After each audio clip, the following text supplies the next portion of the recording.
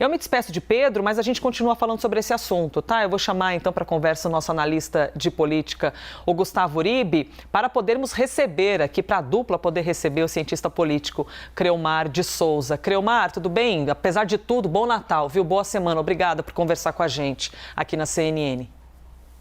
Bom dia, um ótimo Natal para vocês e um ótimo Natal para quem nos assiste na CNN Brasil. Creomar, deixa eu começar aqui já te fazendo uma pergunta, assim, meio básica, mas é importante te ouvir. Alguma surpresa com isso que está acontecendo em Brasília? Ou a gente está vendo um cenário que extrapolou a normalidade? Assim, de que lado das opiniões você se mantém? É importante para a gente poder ouvi-lo. Elisa, eu creio que antes de tudo, assim, a minha posição aqui vai ser muito técnico-analítica, né? Não é meramente uma opinião ou um juízo de valor.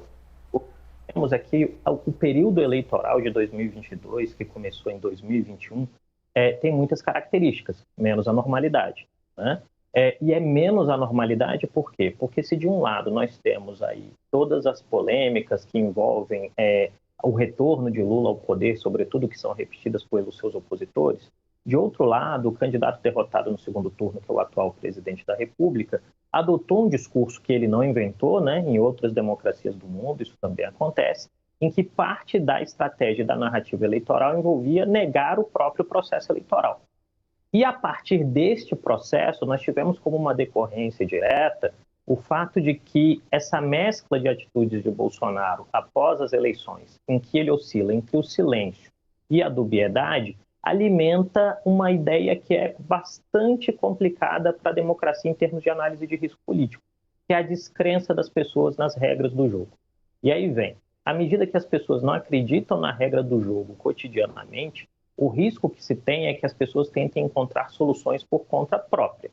E aí o que nós vimos no sábado com a prisão do empresário, né, que carregava armas e explosivos, o que nós vimos na última segunda-feira em Brasília, e essa tensão que começa a cercar a posse é decorrência de um processo em que várias forças e grupamentos políticos, convenientemente, alimentaram uma lógica de que a eleição tinha sido fraudada.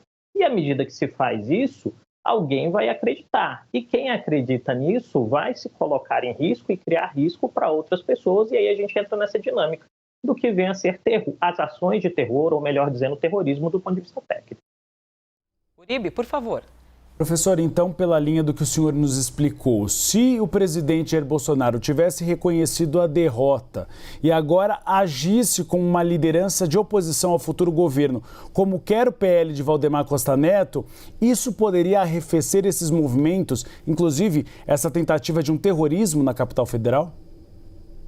Gustavo, eu creio que isso ajudaria, sim, né? Porque, basicamente, o que nós temos hoje é que, quando nós observamos, e nós na consultoria que eu lidero fazemos isso cotidianamente, quando nós observamos esses grupos de mensageria que dão apoio ao presidente Bolsonaro, o que nós temos é uma série de mensagens que, propositalmente, parecem dar uma ideia de que é uma mensagem cifrada, isso quer dizer codificada, com a ideia de que se as pessoas continuarem se mobilizando por um determinado número de horas, de dias ou de instantes, isso vai criar algum tipo de solução fora da caixa da regra do jogo. De outro lado, a figura pública do presidente da República, e aqui é importante dizer, em nenhum momento a gente quer dizer que as pessoas todas que votaram em Jair Bolsonaro são favoráveis a atos de violência ou algo do gênero. A gente precisa separar o joio do trigo, porque nesse tipo de lógica, qualquer tipo de generalização é bastante perigosa. Então, o que nós temos aqui? À medida que o presidente assumiu uma postura de não reconhecer o jogo para manter mobilização, essa mobilização escalou e avançou para essa concentração de pessoas nas áreas militares. O problema é que, à medida que algumas pessoas estão lá tendo ações que são normais dentro de uma democracia, como protestando, conversando, dialogando, há também o risco de gente que quer dar um passo adiante. E esse me parece ser o grande problema. E aí vem, para responder definitivamente sua pergunta, o político serve para quê? O político serve para inspirar e resolver problemas coletivos. Se inspira com a fala e se resolve problemas coletivos com a política pública. O silêncio, a dubiedade também inspiram, mas inspiram ações que algumas vezes podem estar fora da regra do jogo. Continuamos aqui conversando com Creomar de Souza, cientista político, professor. Bom, vou lhe chamar de professor porque, evidentemente, também estamos aqui, né, recebendo uma aula, podendo ouvi-lo. Esse momento de instabilidade, eu vou chamar de instabilidade emocional, né? Que a gente vê, por exemplo, o silêncio de Jair Bolsonaro. Um lado fica trazendo a possibilidade, não, porque se ele está silenciando é porque algo deve estar ocorrendo. Na verdade, ele não estaria silencioso desse jeito, está planejando algo. E um outro lado dizendo, não, é uma instabilidade emocional. Ele não está bem, não aceitou o fim, não está aceitando essa derrota. De que maneira os apoiadores recebem esse tipo de postura? Eu sei que você acabou de citar bastante isso, mas do ponto de vista do silêncio, porque essa ausência de palavra pode ser interpretada como uma legitimação para o que está acontecendo na rua, porque se não fala nem que isso deve ser interrompido, nem que deve continuar, o silêncio para quem está raivoso acaba sendo um estímulo, professor, politicamente? Elisa, essa pergunta boa. Na verdade, eu quero agradecer a você, Gustavo, que as perguntas são boas e desafiadoras até. Eu vou tentar responder rápido. Eu creio que tem um elemento muito importante que é todo ser humano, e nenhum ser humano escapa desse dilema, é racional, mas a sua racionalidade é circunscrita por emoções. Quando a gente pega essas emoções e joga dentro do espectro político, a política traz a satisfação da vitória, mas traz também a enorme raiva da derrota. E, em determinado sentido, as eleições de 2022, como eu falei lá na primeira resposta que vocês me proporcionaram, as eleições de 2022 foram marcadas por uma ideia muito forte de maniqueísmo, de uma luta final do bem contra o mal. Os vencedores, hoje, estão se preparando para assumir o mandato em 1º de janeiro. Os derrotados, por sua vez, tentam encontrar justificativas e elementos de coesão para que eles não abram mão da luta, por assim dizer. Então, quando você observa as mensagens e as interpretações das mensagens, esse é um ponto muito importante da sua pergunta. Isso quer dizer, o silêncio estimula, porque o silêncio segue interpretado da lógica, ele não está falando porque não pode falar. No momento exato, ele irá falar. E esse jogo, o presidente Bolsonaro faz muito bem. Nós precisamos entender que o presidente Bolsonaro é um comunicador muito hábil e que teve a capacidade, nos últimos 4 anos, de mobilizar atenções e emoções em torno de si, seja para o bem, seja para o mal.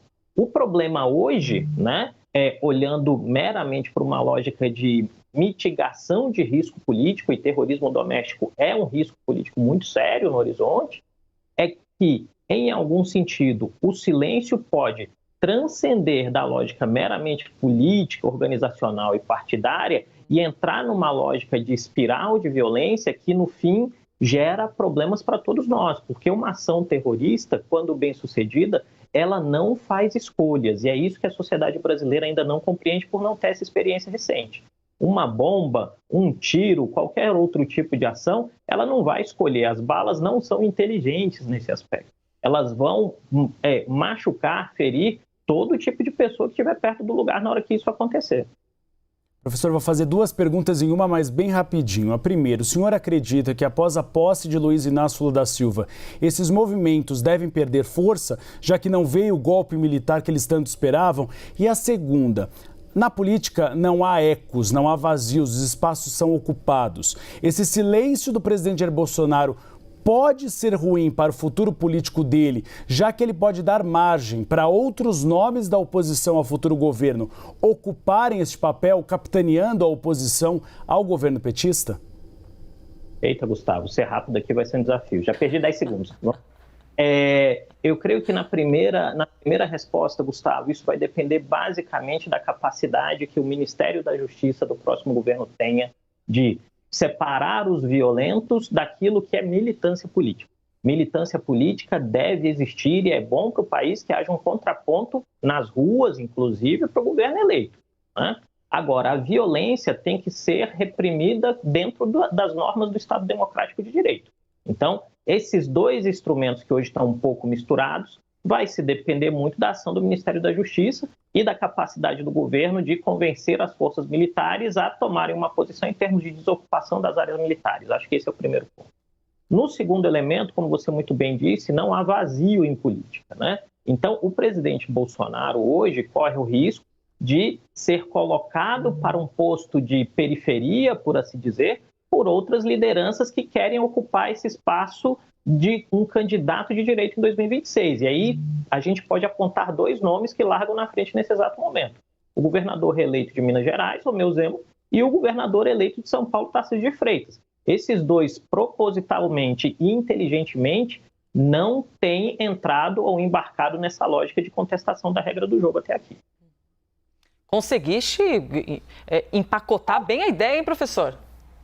Maravilhoso. Eu tentei. Eu acho que fomos bem-sucedidos nessa manhã aí de pós-Natal.